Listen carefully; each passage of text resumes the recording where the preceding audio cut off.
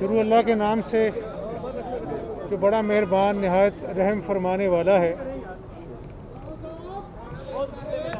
आज प्लीज यार पंजाब का बजट पेश किया गया,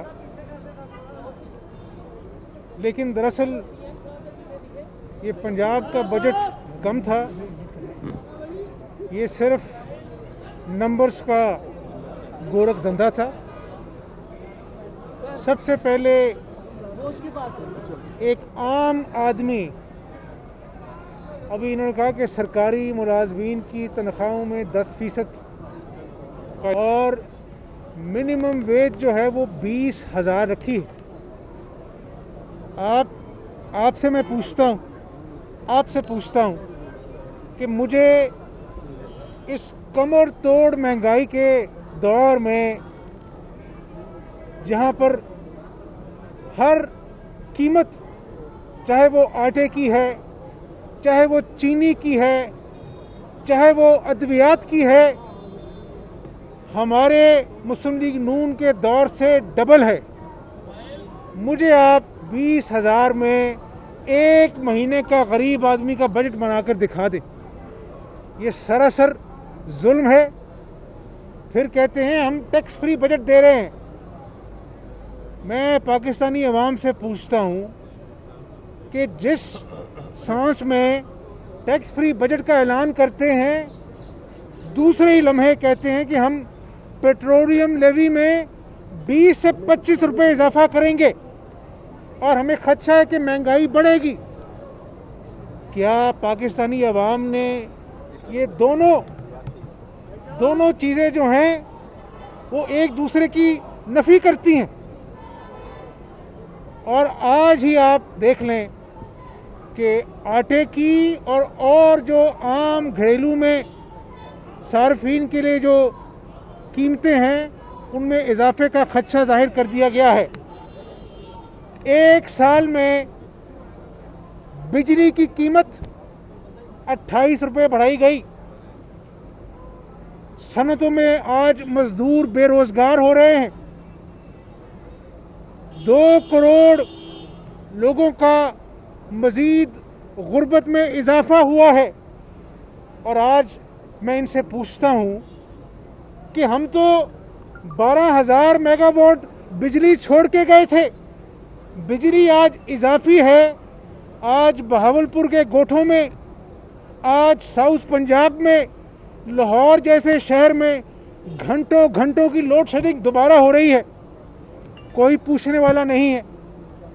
और तालीम की मैं बात कर दूं, अभी मैं आपसे सिर्फ जो मैंने चीज़ें देखी हैं वो मैं आपसे बयान कर रहा हूं।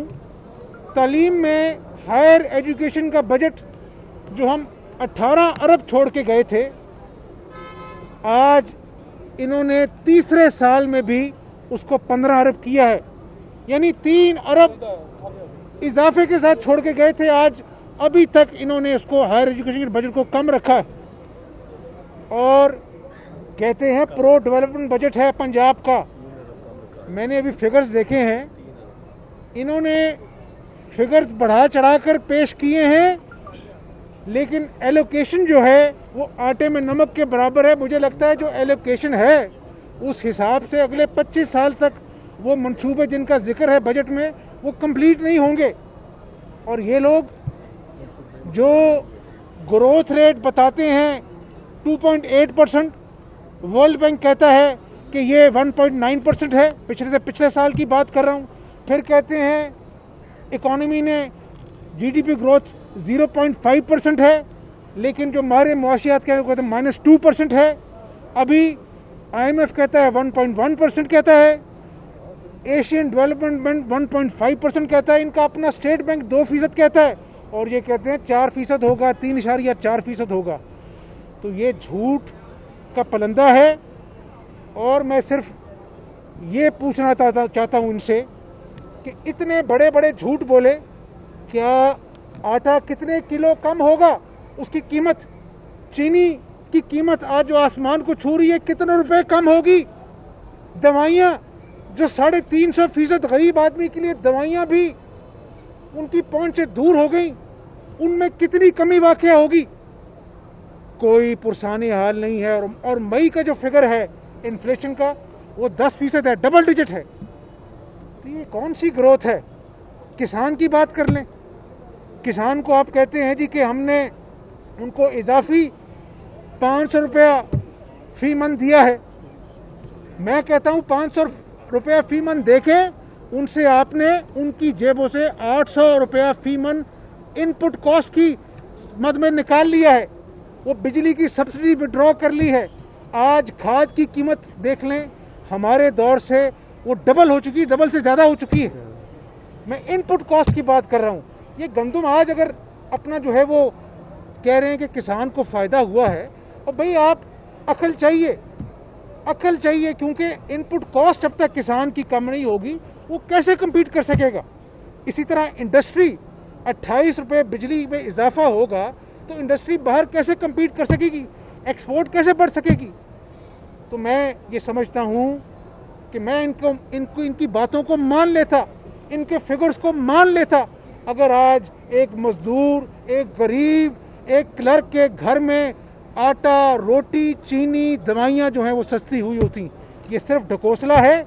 और ये भी बता दूं, मैं ज्योतिषी नहीं हूँ, आने वाले दिन आपको खुद बता देंगे कि महंगाई में इजाफा होगा और इनके दावे पिछले बजट की निस्बत जो हैं उसी तरह झूठ साबित होंगे। बहुत शुक्रिया। एक सवाल लेते हैं। अभी आपका तो होता ही रहता है मियां साहब, ये कहेगा कि हुकूमत का ये कहना है कि नवा साल का बजट तारीख साज बजट है और अपोजिशन का जो आज रवैया ईवान के अंदर था वो नाकाबिले कबूल है। आप इसके ऊपर क्या कहते हैं? ऑपोजिशन ने एक हदूद कवायद में लेके एहतजाज किया है।